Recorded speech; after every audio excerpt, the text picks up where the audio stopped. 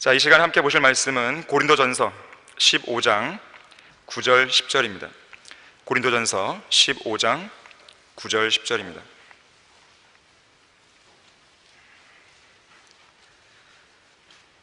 나는 사도들 가운데서 가장 작은 자요 사도라 불리기도 적합치 못한 자니 이는 내가 하나님의 교회를 박해하였기 때문이라.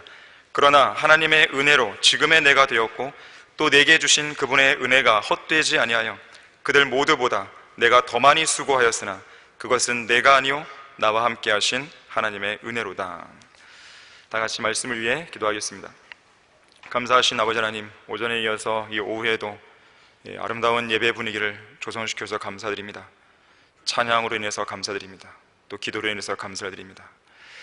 이 시간에 하나님의 말씀 앞에 다시 한번 저희들은 부복하는 마음으로 앉아 있습니다. 저희들의 마음을 열어주시고 무엇보다도 하나님의 능력으로 또 지혜로 역사해 주셔서 우리가 무언가 하나라도 깨닫고 실생활에 적용할 수 있는 시간이 될 수 있도록 도와주십시오. 하나님의 말씀은 살아있는 말씀입니다. 능력 있는 말씀입니다. 이 시간에 다시 한번 우리가 그 능력의 말씀을 경험할 수 있는 시간이 되게 해주십시오. 주 예수 그리스도 이름으로 기도했습니다. 아멘. 하나님의 은혜로 지금의 내가 되었고 라는 제목으로 설교하겠습니다. 하나님의 은혜로 지금의 내가 되었고. 오늘은 5월 15일 스승의 날이죠. 1958년 5월 8일 청소년 적십자 단원들이 이 세계 적십자의 날을 맞이해서 이 병환 중에 있거나 퇴직한 교사들을 위문하기 시작하면서 이 스승의 날이 시작되었다는 이야기가 있습니다.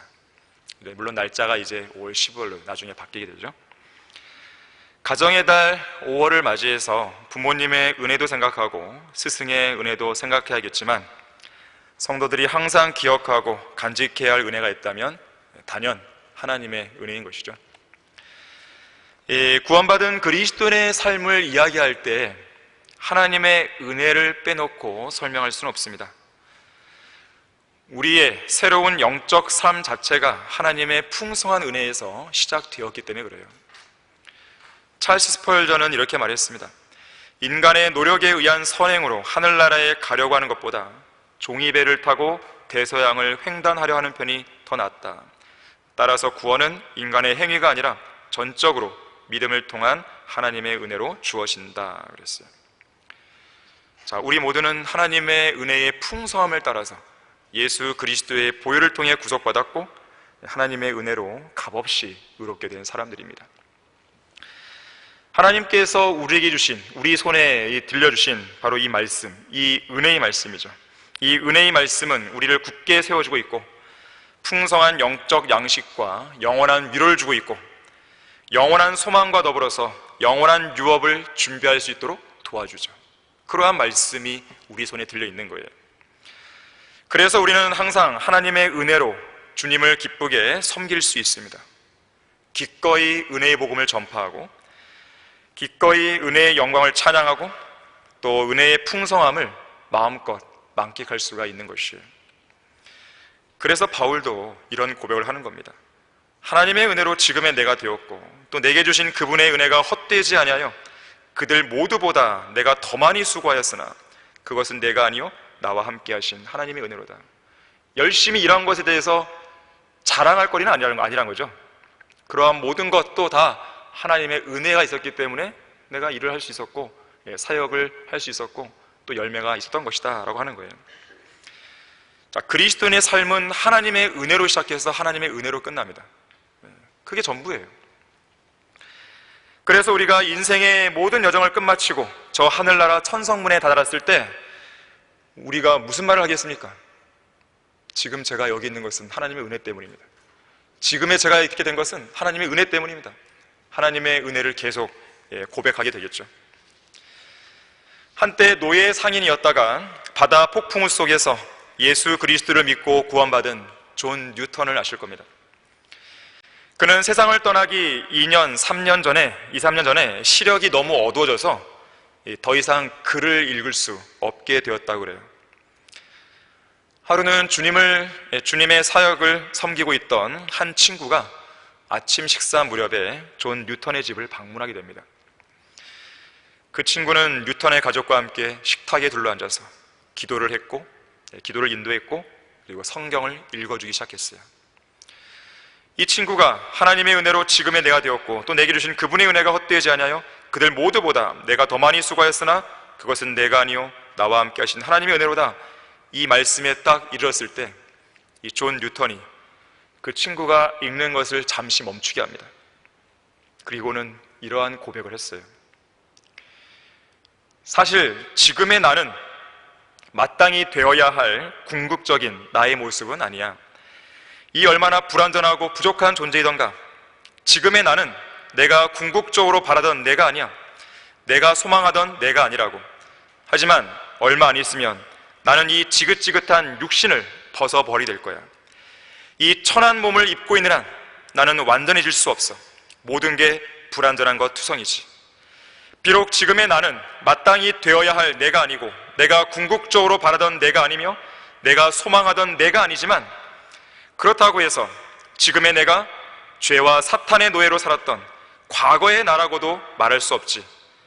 그런 사실을 감안한다면 그야말로 지금의 나는 하나님의 은혜로 지금의 내가 되었다고 진심 어린 마음으로 분명하게 말할 수 있어.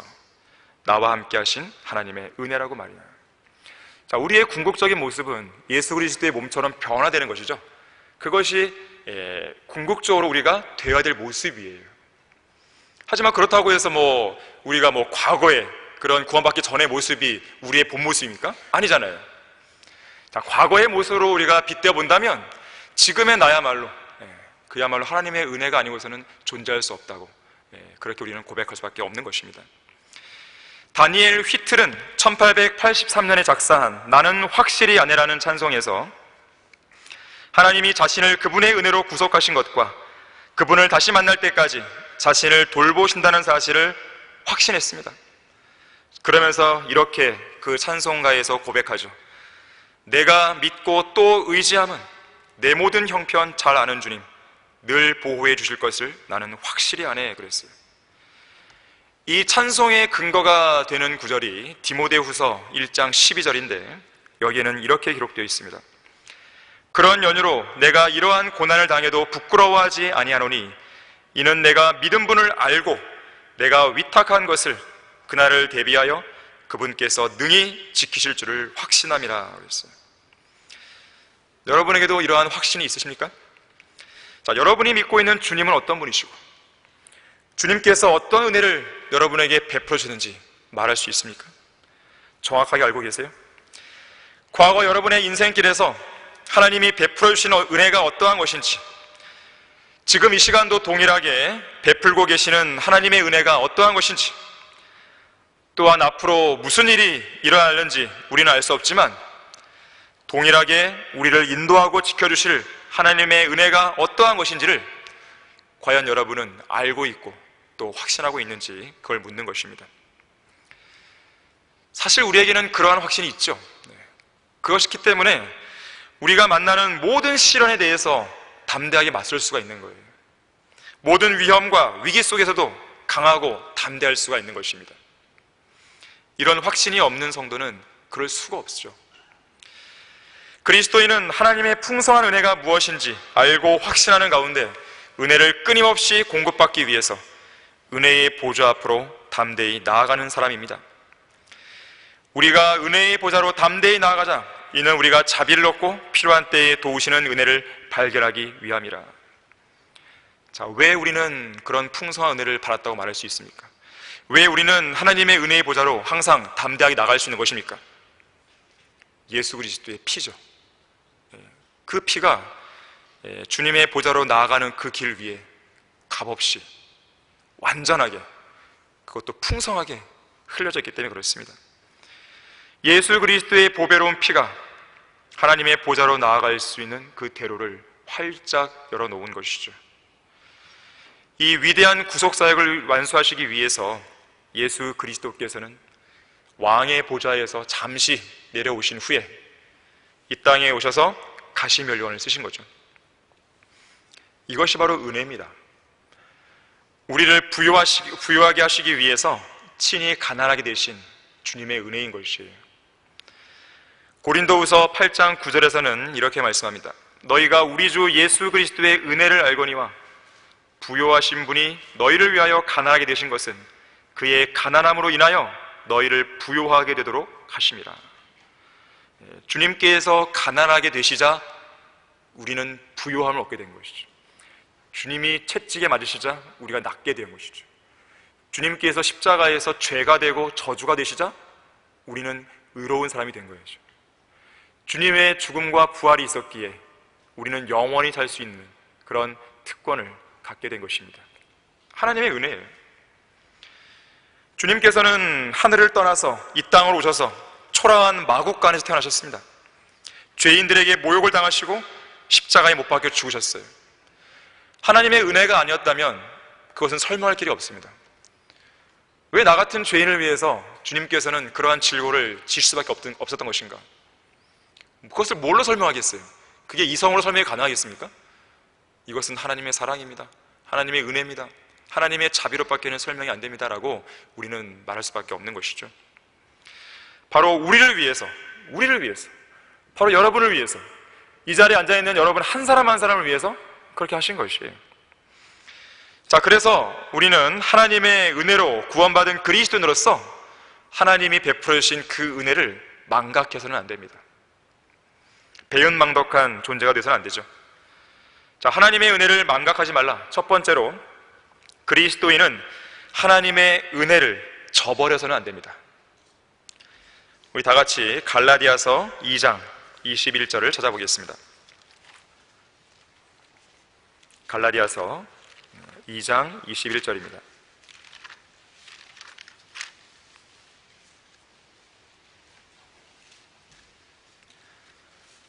나는 하나님의 은혜를 저버릴 수 없나니 만일 의가 율법으로 인하여 온 것이라면 그리스도께서는 헛되이 죽으신 것이라. 자, 우리의 의가 율법으로 인해서 온 것이라면, 어떤 행위를 통해 얻은 것이라면 예수님은 헛되이 죽으신 것입니다. 율법으로 의롭게 되고자 하는 누군가가 있다면, 행위를 통해 구원받으려는 누군가가 있다면 그 사람은 하나님의 은혜를 저버리는 사람이에요. 종교적인 의와 의식적인 행위들을 통해서 구원을 완성시키려는 자들은 하나님의 은혜를 저버리는 사람들입니다. 하나님의 은혜를 저버리는 사람들은 결국 주님의 죽음을 헛되이 만드는 자들이라는 것을 알아야 되는 것이죠. 하지만 그들의 모습대로 주님의 죽으심은 헛된 죽으심이 아니었어요. 십자가에 못 박히신 예수님께서는 마지막 숨을 거두시면서 다 이뤘다라고 외치셨습니다. 그 한마디가 주님의 사역의 완성을 완벽하게 보여주고 있는 거예요. 다른 그 어떤 것이 필요한 게 아니에요. 뭘 덧붙여서 구원을 완성시켜 나가는 것이 아닙니다. 예수 그리스도의 죽음, 예수 그리스도의 부활, 예수 그리스도의 그 고귀한 피, 그것으로 충분한 것이죠. 인류의 과거, 현재, 미래의 모든 죄에 대한 값이 다 치러진 거예요. 그래서 인류는 죄의 속박에서 벗어나 하나님 앞으로 나아올 수 있게 된 것입니다. 그 피를 통해서, 그 죽음을 통해서 죽음의 세력을 가진 자 마귀를 멸망시켰고, 정사와 권세를 벗겨내서 십자가로 그들을 이기셨고, 죽음을 두려워하여 평생을 사탄의 노예요, 죄의 노예요, 죽음의 노예로 속박된 죄인들을 해방시켜 주신 것입니다. 무엇이 그 위대한 역사를 이룬 것인가? 예수 그리스도의 피죠. 예수 그리스도의 피에 대해서 많이 강조했던 M.R. 디안 박사가 이렇게 말한 적이 있습니다. 우리의 생애에 있어서 예수 그리스도를 믿고 구원을 받는 것보다 더 큰 변화를 불러일으킨 사건은 없을 것입니다. 죄악에 탐닉하여 살아오다가 주님에 의해 구원받은 그 순간부터 우리는 점차 변화된 삶을 살기 시작합니다. 복음의 능력은 이러한 변화를 통해 분명하게 드러납니다. 도둑이 정직한 사람이 되고 창녀가 정숙한 여인으로 변모합니다. 하나님을 모독하는 자가 주님을 경배하게 되고 거짓말쟁이가 믿음직한 사람이 됩니다. 세상은 우리 그리스도인들에게서 이런 식의 변화가 왜 일어나는지 도무지 이해하지 못합니다. 세상 사람들이 이해하지 못하는 그러한 변화는 하나님의 은혜로밖에는 설명이 안 됩니다. 피지 섬의 어떤 늙은 추장과 그 섬을 방문했던 한 영국인 백작 사이에 있었던 유명한 일화 하나가 있습니다. 이 백작, 영국인 백작은요, 예수님을 믿지 않는 불신자였어요. 이 사람이 선교사들과 열심히 이야기를 나누고 있는 그 추장에게 이렇게 말했습니다. 당신은 이곳의 위대한 추장인데 왜 하필이면 저런 선교사들이 전하는 말들을 듣고 있는 겁니까? 정말로 어리석은 짓을 하고 있군요. 저 선교사들은 당신들에게서 값이 나가는 것들이나 빼앗아 가려고 그러는 것이라는 점을 왜 당신은 모르는 겁니까? 오늘날에는 성경이라고 부르는 책을 믿는 사람이 아무도 없습니다. 예수 그리스도에 관한 그 낡아빠진 이야기에 귀를 기울이는 사람이 하나도 없습니다. 오늘날 사람들은 과거에 비해서 꽤 현명해졌거든요. 당신이 이 한심한 짓을 일삼고 있는 것을 보니까 참으로 애석하기 짝이 없습니다. 그러자 이 말을 들은 추장이요, 눈을 부릅뜨면서 그 백자에게 이렇게 응수했습니다. 저기 있는 큰 돌이 보이시오? 그동안 우리는 저 돌 위에다가 사람 머리를 쳐박아서 죽이곤 했소. 그리고 그 옆에 있는 평평한 돌이 보이시오? 그 위에다가 사람 고기를 구워서 축제를 벌이곤 했다오. 이보시오, 만일에 저 좋은 선교사들이 여기 오지 않았다면, 그래서 우리 야만인들을 변화시킨 예수 그리스도의 위대한 사랑과 그분의 성경이 우리에게 없었다면 지금 내 앞에 서 있는 당신은 이곳을 살아서 나가지 못했을 것이오. 저 선교사들이 전해준 복음 때문에 지금 당신이 이 자리에 무사하게 서 있을 수 있다는 사실에 대해 하나님께 감사나 드리시오. 하나님과 그분의 복음이 없었다면 지금쯤 당신은 저 평평한 돌 위에서 잘 구워지고 있었을 것이고 이미 우리의 축제용 요리가 되어 있었을 것이오. 그랬어요. 여러분이 구원받은 날을 절대로 잊지 마십시오. 여러분의 이름이 어린 양의 생명책에 기록되던 그날을 잊지 마십시오. 성령으로 거듭난 그날을 잊어서는 안 됩니다. 지옥의 불구덩이에서 빠져나온 그날을 잊어서는 안 돼요. 마귀의 소나기에서 벗어난 그날, 죽음이 두려워 종로를 타던 시절에서 해방되었던 그날을 결코 잊어서는 안 됩니다. 다른 건 다 잊어버려도 여러분이 예수 그리스도를 믿고 하나님의 자녀가 된 그날을 잊어버려서는 안 되는 것이에요. 사도 바울, 우리의 본이 되는 사도 바울은 평생 동안 그날을 잊지 않고 살았습니다. 그가 위협과 살기를 내뿜으면서 구원받은 그리스도인들을 잡아오기 위해 다마스커스로 가던 도중에 하늘로부터 한 줄기 빛이 그를 향해 비쳤던 바로 그날, 예수 그리스도를 만났던 그 극적인 사건을 그의 기억 속에서 결코 지우지 않았어요. 제1차 선교여행을 다녀오고 2차 선교여행을 다녀오고 3차 선교여행을 다녀오던 중에 또 감옥에 갇히던 중에도 복음을 전파한 지 수년이 넘은 뒤에도 바울은 자신이 구원받은 그 간증을 기회가 될 때마다 반복해서 또 이야기하고 또 이야기한 것이에요. 여러분의 생명을 누군가가 구해줬다면 그 사람에 대해서 얘기 안 하겠습니까? 여러분이 대학 수능시험에 정말 높은 점수를 받아서 누군가에게 그것을 자랑하고 싶지 않겠습니까? 좋은 직장 들어갔을 때, 월급이 올랐을 때, 승진했을 때, 그런 이야기들은 많이 하잖아요. 그런데 여러분을 지옥의 불구덩이에서 구해주신 예수 그리스도에 대해서 이야기하는 것을 인색하게 생각한다면 그것은 과연 그리스도인이라고 볼 수 있겠습니까? 우리는 하나님의 은혜로 구원받은 성도들이에요. 그렇다면 하나님의 은혜를 계속 이야기해야 돼요. 시간 날 때마다 계속 하는 것이에요. 시편 107편 2절에서 이렇게 말씀합니다. 주께 구속받은 자들은 그렇게 말할지니 그가 그들을 원수의 손에서 구속하셨으며, 그랬어요. 계속 이야기를 하는 거예요. 하나님의 은혜와 사랑을 항상 가슴에 품고 다니는 그리스도인은 그 은혜와 사랑이 자연스럽게 계속 나오게 되어 있습니다. 구원받은 경험, 이것을 매일매일 새롭고 신선하게 다가올 수 있도록 여러분의 마음을 새롭게 하셔야 돼요. 구원받을 때 경험한 주님과의 첫사랑을 날마다 참신한 마음으로 간직해야 됩니다. 또한 우리는 기도할 때마다 우리가 이렇게 기도의 특권을 얻을 수 있었던 것은 하나님의 은혜 때문에 가능한 것이다. 하나님의 은혜로 내가 구원받고 자녀가 되었기 때문에 가능한 일이라는 것을 기도할 때마다 인지하셔야 돼요. 또한 여러분들의 잘못들을 가지고 주님 앞에 가서 용서를 구할 때마다 내가 하나님의 은혜로 구원받았기 때문에 이것이 가능하게 됐구나라는 것을 인지하셔야 돼요.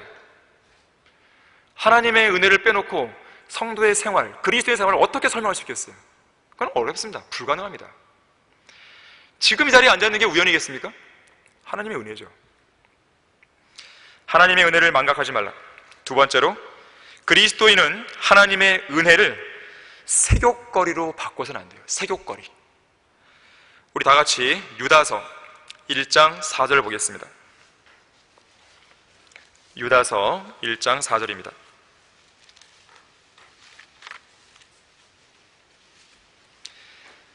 이는 어떤 사람들이 몰래 들어왔기 때문이라. 그들은 옛적부터 이 정죄를 받기로 미리 정해진 자들이며 경건치 않은 자들이라. 그들은 우리 하나님의 은혜를 색욕거리로 바꾸어 유일하신 주 하나님과 우리 주 예수 그리스도를 부인하는 자들이니라.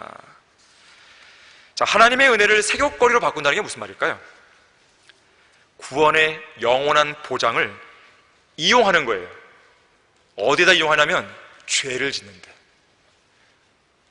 나는 어차피 구원받았고 구원이 영원히 보장되니까 죄를 지었다가 또 자백하면 되잖아 라는 이런 가증한 생각들을 한다는 것이죠. 어떤 죄를 짓거나 육신적인 일을 자행해도 구원을 잃어버리거나 지옥에 가지 않는다는 사실을 이용해서 자유분방하게 함부로 죄를 지으며 사는 것. 자, 이것이 하나님의 은혜를 색욕거리로 바꾸는 거예요. 그들이 왜 그럴까요? 하나님을 두려워하지 않기 때문에 그렇습니다. 오늘날 많은 성도들이 선택받은 세대요, 왕같은 제사장이며 거룩한 민족이요 독특한 백성으로서의 이 성별된 위치를 쉽게 저버리는 경향을 보게 됩니다. 세상의 정욕에 대해 더 빠르게 반응해서 죄에 굴복해버리는 모습을 종종 보게 됩니다. 하나님을 두려워하지 않기 때문에 그래요. 하나님을 두려워하셔야 됩니다. 하나님의 엄중한 말씀 앞에 두려워 떨 줄 알아야 돼요. 하나님의 말씀에 떨 줄 아는 사람은요, 가능성이 있는 사람입니다. 하지만 하나님의 말씀에 떨지 못하는 사람은, 떨지 않는 사람은 희망이 없어요. 왜 이 시대가 배교의 시대입니까? 엄중한 말씀이 제시돼도요, 떨지를 않는 것이에요. 한쪽 귀로 듣고 한쪽 귀로 흘려보내는 것이죠. 예배에 참석할 때 그때만이죠. 그때뿐만인 것이죠. 무엇이 문제이겠습니까? 이 자리에서 하나님의 말씀이 선포될 때 이 순간에 그 말씀을 통해 마음과 생각이 온전히 변화가 안 된 거예요. 여러 가지 이유를 통해서. 오늘날 대형 교회들을 위시한 현대 교회들이 이러한 사태까지, 이러한 추태를 벌이기까지 간 것은 무엇 때문인 것입니까? 올바르게 보존된 성경을 배격하고 건전한 교리에 역행하는 것? 자, 그거는 차치에 두고서라도요, 횡령과 음행 등 도덕적인 영역까지 막장으로 치닫고 있는 가장 큰 이유가 무엇인가? 하나님을 두려워하지 않기 때문에 그렇습니다.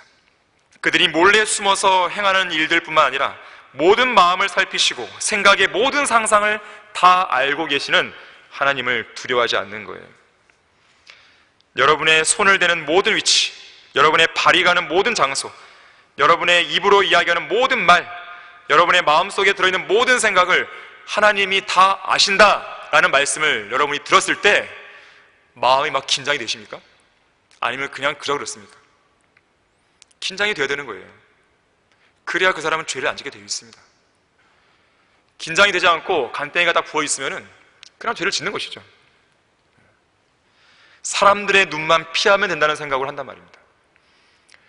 그러나 반드시 기억하셔야 돼요. 하나님께서는 그 사람의 죄를요, 반드시 들춰내십니다. 그 사람이 속인다 할지라도 들춰내시는 거예요.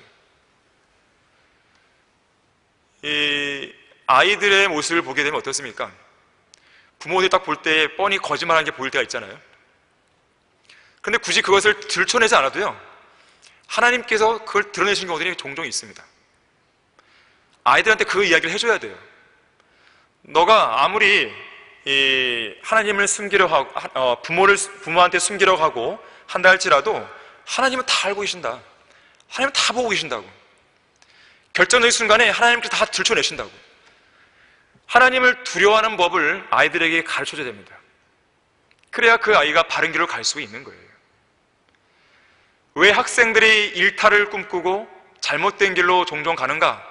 그것을 안 알려줬기 때문에 그런 거예요. 그것을 제대로 못 배웠기 때문에 그렇습니다. 아이들에게 하나님을 두려워하는 법만 제대로 알려줘도요, 그 아이는 성공합니다.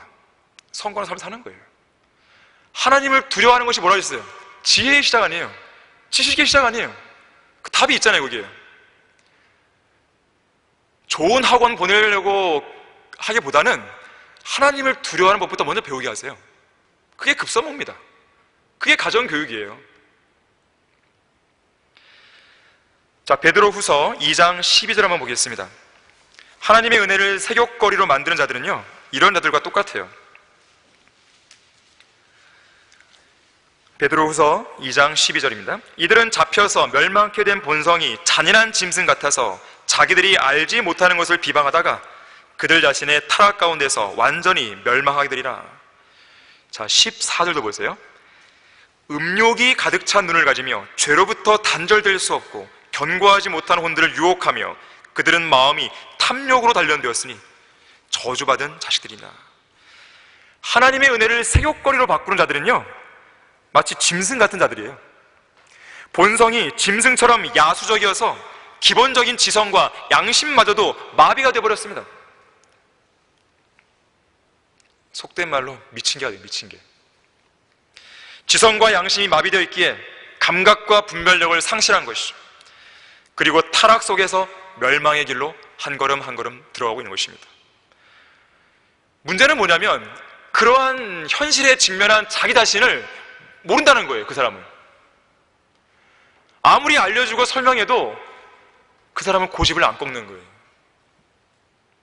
고집을 꺾고 겸손하면 그나마 그 사람은 희망이 있는 거죠. 이들은 항상 음욕이 가득 차 있어요, 마음속에. 죄로부터 단절될 수가 없습니다. 오전에도 말씀드렸지만 마귀가 한번 쳐놓은 덫에 한번 빠져서 거기에 연루되고 나면 쉽게 못 나오는 거예요. 그래서 죄라고 하는 것은요, 초전에 잘라버려야 돼요. 아예 처음부터 개입을 하지 말아야 됩니다. 잠깐 발을 담고 나오자. 바로 그것이 패착이에요. 이들은 죄로부터 단절될 수 없고요, 견고하지 못한 혼들을 유혹하고요, 마음이 탐욕으로 단련되어 있어요. 탐욕으로.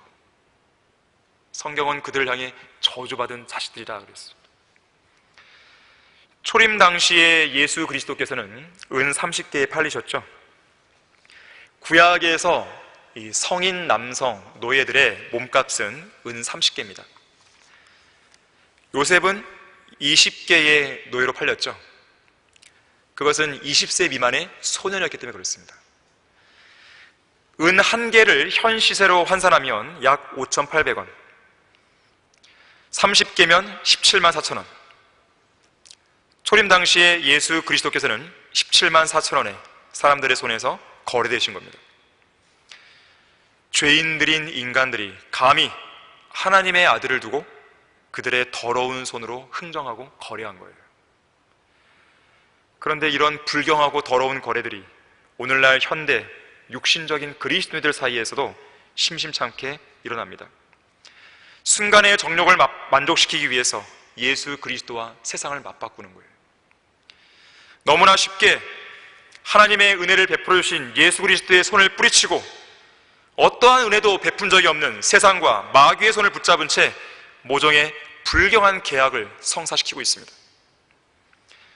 이런 자들은 예수님께서 자기 자신에게 어떠한 은혜를 베푸신지를 잊어버린 사람들이죠. 누가 자신을 지옥에서 건져내신 분인지, 누가 자신의 죄를 완전히 제거해 줬는지, 누구의 은혜와 자비로 지금 이 순간 생명의 호흡을 유지하며 살고 있는지 까맣게 잊어버렸어요. 하나님의 풍성한 사랑, 하나님의 헤아릴 수 없는 위대하심, 모든 지각을 초월하는 하나님의 평강, 말할 수 없이 영광으로 가득 찬 기쁨, 말로 다 설명할 수 없는 하나님의 영원한 말씀, 하나님의 관용, 오래 참으심의 풍성함, 말로 다 설명할 수 없는 풍성한 자비, 구속, 하나님의 선물들, 자, 이 모든 것들이 예수 그리스도를 통해서 우리에게 주어졌는데 잊어버린 것이에요. 이쯤에서 가증하고 더럽고 추악한 그 거래를 멈춰야 됩니다. 더 이상은 안 돼요. 하나님의 은혜를 받은 그리스도인들이 그런 세상의 풍조를 따라 살면 안 되는 것입니다. 속임수와 교활한 술책으로 사람들을 속이려고 숨어서 기다리는 온갖 더러운 그런 세상의 풍조에 밀려다니면 안 돼요. 쓰나미가 올 때 쓰나미에서 벗어나는 사람이 되어야지 함께 휩쓸려가면 어떻게 되겠어요? 그러한 것들은요, 지금까지 우리가 받았고 우리가 누려봤던 하나님의 풍성한 은혜를 헛되이 만드는 것입니다. 요요 현상이죠. 요요 현상. 이 다이어트를 하는 사람들에게서 종종 나타나는 부작용이죠. 옛날 몸무게로 다시 회귀하거나 다이어트 이전보다 더 살이 쪄버리는 요요 현상. 자, 그리스도인의 생활에서는 이런 현상이 나타나면 안 돼요. 과거 구원받기 이전처럼 그렇게 회귀하는 그런 생활을 살면 안 됩니다. 하나님의 은혜로 지금의 내가 되었고 또 내게 주신 그분의 은혜가 헛되지 아니하여 헛되지 않다 그랬어요. 죄를 짓고 있다면 헛되게 만드는 것이죠. 헛되지 아니하여 그들 모두보다 내가 더 많이 수고하였으나 그것은 내가 아니요 나와 함께 하신 하나님의 은혜로다. 우리가 지금의 우리가 된 것이 하나님의 은혜 때문임을 알고 있고 그 은혜를 주신 분이 하나님이신다는 사실을 분명히 알고 있다면 하나님의 은혜를 헛되이 하는 사람이 되어서는 안 돼요. 하나님의 은혜를 망각하지 말라. 세 번째로, 그리스도인은 하나님의 은혜를 헛되이 받아서는 안 됩니다. 자, 고린도후서 6장 1절입니다. 고린도후서 6장 1절입니다. 하나님의 은혜를 헛되이 받아서는 안 돼요. 첫 번째는 하나님의 은혜를 저버려서는 안 되고 하나님의 은혜를 세욕거리로 바꿔서는 안 되고 마지막 세 번째는 헛되이 받아서는 안 됩니다. 이제 우리는 그와 함께 일하는 자들로서, 여기 지금 사역이 강조되는 것에 초점을 두시기 바랍니다. 일하는 자들로서 너희에게 권고하노니 너희는 하나님의 은혜를 헛되이 받지 말라. 아까 사도 바울은 이 하나님의 은혜와 이야기하면서 하나님의 은혜를 얘기하면서 그랬잖아요. 그들 모두보다 내가 더 많이 수고했다 그랬어요. 하나님의 은혜를 받은 성도들은요, 주님을 위해 수고하기 마련입니다. 자, 은혜를 받은 사람은 보통 어떻게 생각합니까? 어떻게든 내가 조금이라도 은혜를 갚으려고 하잖아요. 그렇잖아요. 그게 인지상정이잖아요. 그런데 하나님께서 엄청난 은혜를 베푸셨는데, 물론 하나님께서는 은혜를 갚아라, 그럼 요구도 안 하시죠. 하지만 은혜를 받은 성도들의 입장에서 본다면 갚으려고 노력할 거 아니겠어요? 어떻게든 주님을 좀 기쁘게 해드리려고 하는 것이 당연한 자세 아니겠습니까? 그런데 그렇게 하지 않고 있다고 한다면 그 사람은 뭡니까? 은혜를 헛되이 받은 것이죠. 그래서 그런 사람들은 악하고 게으른 종이라는 평가를 받게 됩니다. 우리는 그래서는 안 돼요. 게으름을 피우면서 하나님을 위해 살지도 않고 하나님을 위해 일하지도 않다면 그것은 하나님의 은혜를 헛되이 만드는 사람이에요. 하나님께서는 여러분을 구원하셨을 때 여러분을 향한 목적을 갖고 계십니다. 어떤 뜻이 있어요. 그래, 이 성도가 앞으로 이렇게 살면 좋겠어. 남은 생애를 나를 위해서 이렇게 살면 좋겠어. 그 뜻을 갖고 계세요. 그렇다면 그걸 위해 살아야죠. 부모님의 뜻이 아닙니다. 세상 사람의 뜻이 아니에요. 여러분이 속해 있는 회사, 경영, 최고 경영자, CEO의 뜻을 따라 사는 게 아닙니다. 구원받은 그리스도는 반드시 하나님의 뜻을 묻고 그것을 실행하고 그리고 열매를 맺어야 돼요. 그것을 가지고 그리스도의 심판석에서 여러분은 판단받을 것입니다. 많은 사람들이 그렇게 하지 못하는 이유는 뭐냐? 하나님의 은혜를 망각했기 때문에 그런 거예요. 첫사랑을 저버린 거예요. 예수 그리스도의 죽음을 통해 나타난 하나님의 사랑과 은혜를 망각한 것입니다. 하나님의 은혜를 잃어버린 채 하나님보다 세상을 더 사랑하는 사람이 되어버린 거예요. 하나님의 사랑과 은혜를 잊어버릴 만큼 그렇게 가볍게 여겨도 되는 것입니까? 그게 온당한 자세이겠습니까? 성경은 하나님의 사랑을 이렇게 말씀합니다. 내가 확신하노니 사망이나 생명이나 천사들이나 정사들이나 권세들이나 현재의 일들이나 다가올 일들이나 높음이나 깊음이나 어떤 다른 피조물이라도 우리를 그리스도 예수 우리 주 안에 있는 하나님의 사랑에서 떼어놓을 수 없으리라. 자, 이러한 사랑이 우리를 지키고 있는데요, 이러한 은혜가 우리를 뒷받침하고 있는데 하나님의 은혜와 사랑을 저버리려 하는 자들은 과연 어떤 사람들이겠습니까? 우리를 향한 그리스도의 사랑은 그 무엇으로도 꺾을 수 없습니다. 저지할 수 없어요. 굴복시킬 수 없어요. 그러한 사랑을 우리는 받은 사람들입니다. 또한 그 사랑은 영원한 것이에요.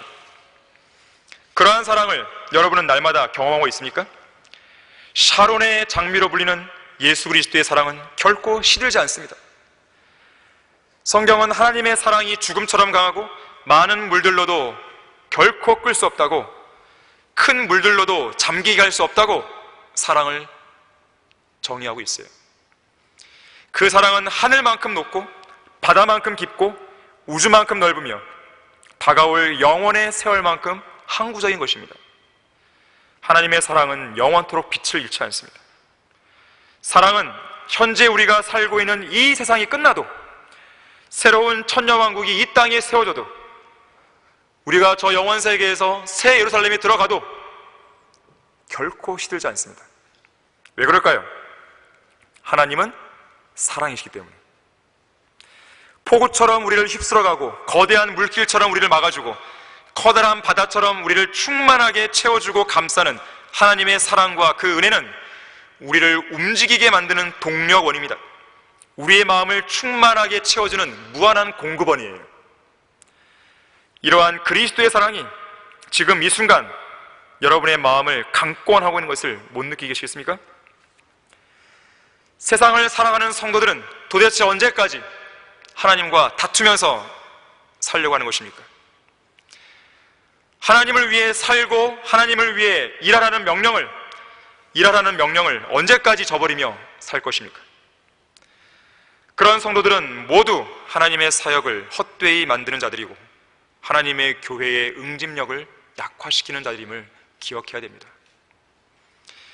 생명의 말씀을 잘 받아들여서 구원도 받고 진리 안에서 잘 양육도 받았는데 도중에 대열에서 낙오하거나 이탈하고 대적하고 배교해버리는 자들, 그들은 하나님의 사역을 헛되이 하는 자들이에요. 하나님의 은혜를 헛되이 하는 자들입니다.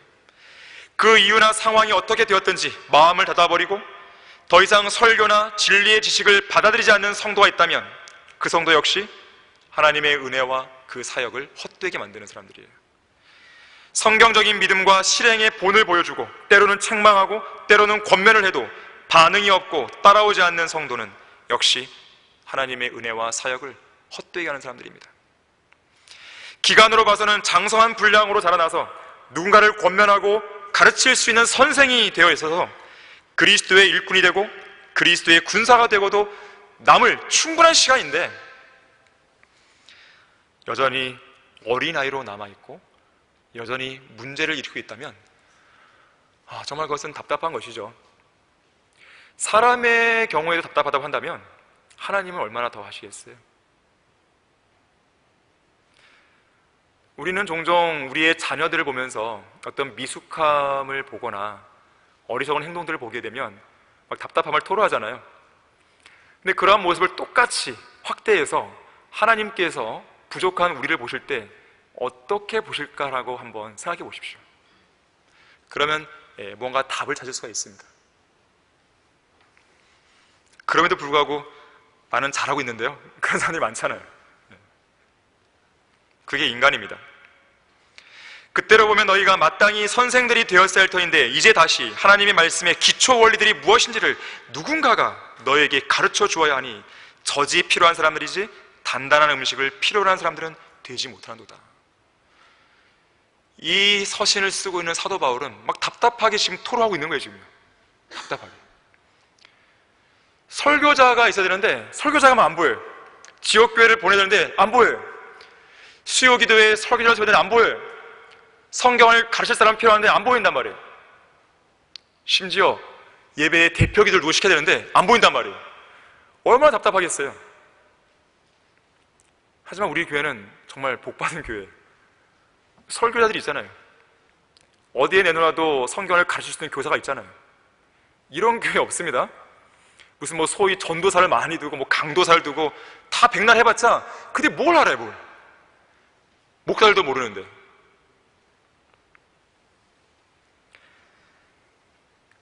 세상을 사랑해서 떠나버린 데마, 사역을 헛되게 만든 대표적인 사람이죠. 데마가 세상을 사랑해서 떠나버렸다고 하는 그 성경의 기록은 그가 죽은 지 1900여 년이 지난 오늘까지도 묘비명처럼 계속 따라다니고 있잖아요. 고린도전서 9장 26절에서는 내가 그처럼 달리되 불확실하게 하지 아니하며 또 내가 그처럼 싸우되 허공을 치는 자같이 아니하노라 그랬어요. 기왕에 링 위에 올라가는 복싱 선수가 됐다면 제대로 타격을 해야 되죠. 그래야 보는 사람도 안 답답하죠. 자기도 안 답답할 뿐만 아니라 하나님의 사역도 마찬가지고 또 하나님께서 우리를 볼 때도 마찬가지예요. 우리는 경주자 아니에요. 믿음의 경주자. 또 농부 아니에요. 그리스도의 군사 아니에요. 싸우려면 제대로 싸워야죠. 달리려면 제대로 달려야 되죠. 어영부영하지 말고. 농사를 지으려면 제대로 농사를 지어야죠. 또 그렇게 하기 위해서 열심히 배우든가 하려면 제대로 해야 되죠. 그래야 하나님의 은혜를 받은 사람이라고 말할 수 있는 거 아니겠습니까? 그렇지 못한 사람들의 그 삶은요, 마치 방전된 자동차 배터리와 똑같아요.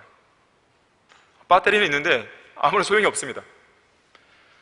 하나님의 은혜로 구원을 받았다고 하는 성도가 있는데 그 성도가 하나님의 은혜를 망각해버렸어요. 그것이 무슨 의미가 있냐 이거예요. 하나님의 은혜로 구원받았다고 하는 것이 과연 이 땅에서 그 사람에게 무슨 의미를 부여해 주시냐 이거예요. 아무 일도 못하는데. 주께서 집을 짓지 아니하시면 집을 짓는 자들의 수고가 헛되며 주께서 성읍을 지키지 아니하시면 파수꾼의 깨어있음이 허사로다 그랬어요. 하나님의 은혜를 망각한 성도들은 바로 이와 같습니다. 결론을 맺겠습니다. 어느 날 찰스 스펄전이 아주 곤란한 문제로 고심하고 있었어요. 그러다 문득 고린도 후서 12장 9절의 말씀을 떠올리게 됐습니다. 내 은혜가 내게 충분하도다. 그러면서 스펄전은 그 순간 그 말씀을 묵상하는 가운데 생각의 나래를 펼쳐갔습니다. 그는 그의 생각 속에서 물이 가득 넘쳐서 흘러내려가는 강가로 갔습니다. 그 안에는 조그마한 물고기 한 마리가 헤엄치고 있었어요. 그 물고기는 열심히 물을 들이마시고 있었습니다. 그러다가 갑자기 물을 마시는 것을 멈추더니 그 강물에게 이렇게 말했어요. 내가 너무 많이 마시면 안 되겠지? 물이 다 말라버릴지 모르니까. 그러자 강물은 이렇게 대답합니다. 아니야, 계속 마셔. 이 작은 물고기야. 내가 아무리 들이킨다 해도 물이 부족할 일은 없을 거야. 스펄전은 또다시 생각의 나래를 펼칩니다. 그리고 요셉이 만든 이집트의 거대한 곡물 창고 한쪽으로 갔습니다. 거기에는 작은 생쥐 한 마리가 열심히 곡식을 훔쳐먹고 있었어요. 근데 이 쥐가 계속 오물거리던 입을 갑자기 멈추더니 이렇게 말했습니다. 내가 너무 많이 먹으면 안 되겠지? 내일 먹을 곡식이 없어질지도 모르잖아. 그러자 곡물 창고가 이렇게 말합니다. 아니야, 계속 먹어 생쥐야. 곡물은 충분해. 다시 스펄전은 상상의 나래를 펼쳐서 어느 높은 산꼭대기로 올라갔습니다. 거기서 스펄전은 어느 사내 하나가 신선한 공기를 들이키는 모습을 발견했어요. 그런데 그 남자가 갑자기 깊은 호흡을 멈추더니 이렇게 중얼거렸어요. 아이고, 산소를 너무 많이 들이켰군. 너무 많이 마시면 언젠가 들이킬 산소가 없어질지도 몰라. 그러자 그 거대한 산은 이 기도 안차한다는 뜻이 이 목소리로, 그런 목소리로 이렇게 말했습니다. 계속 숨을 쉬게. 자네가 걱정 안 해도 될 만큼 공기는 충분하니까 말일세. 그리고 스펄전은 다시 현실로 돌아와서 성경 구절로 다시 돌아오게 됩니다. 그리고 거기에 기록된 말씀을 다시 읽었어요. 내 은혜가 내게 충분하도다. 하나님의 은혜는 충분합니다. 고갈되지가 않아요. 하나님의 은혜로 구원받은 그리스도인은 풍성한 은혜를 베풀어 주신 하나님 한 분만을 알아야 하고, 하나님 한 분만을 그리워야 되고, 하나님 한 분만을 소망해야 되고, 하나님 한 분만으로 마음을 가득 채워야 돼요. 지금의 내가 된 것이 하나님의 은혜 때문인데 다른 뭐가 더 필요하겠습니까? 그러나 여기에 한 가지 주의할 점이 있습니다. 하나님의 은혜를 오용하지 말라는 그 경고문이에요. 비록 우리는 나약하고 죄로 점철된 삶으로 인해서 항상 주님의 은혜와 자비를 구할 수밖에 없는 존재이지만, 그렇다고 그렇게만 살면서 인생을 낭비할 수만은 없잖아요. 죄 짓고 자백하면서. 언제까지 죄로 점철된 패배자로서만 살겠습니까? 러크만 목사님은 이렇게 말했습니다. 우리가 그리스도인들로서 갖고 있는 문제는 죄들이 너무나 많아 주님께 자비와 은혜를 간구하는 데만 너무 많은 시간을 낭비하고 있다는 사실이다. 이로 인해서 우리가 마땅히 드려야 할 찬양과 감사를 주님께 드리지 못하고 있는 것이다 그랬어요. 자, 이 점을 유념하면서 끊임없이 은혜의 보좌 앞으로 나아가서 필요한 때에 도우시는 은혜를 풍성하게 누리는 여러분 모두가 되기를 바랍니다. 다 같이 기도하시겠습니다. 감사하신 주 하나님 아버지, 이 오후에도 우리에게 말씀을 통해 도전을 주시고 또 무언가 하나를 깨닫게 해주셔서 감사드립니다. 우리는 주님의 은혜 속에 푹 잠겨 살아야 됩니다. 그것이 우리에게 힘이 되고 위로가 되고 또 기쁨과 찬양이 되는 것입니다. 하나님의 은혜를 떠나서는 우리가 살 수 없다는 사실을 우리 모든 성도들이 이 시간을 통해 잘 각인하게 해주시고, 지금부터 살게 되는 이 남은 생애가 주님의 풍성한 은혜 가운데서 누리는 그런 복된 생애가 될 수 있도록 인도해 주십시오. 주 예수 그리스도 이름으로 기도했습니다. 아멘.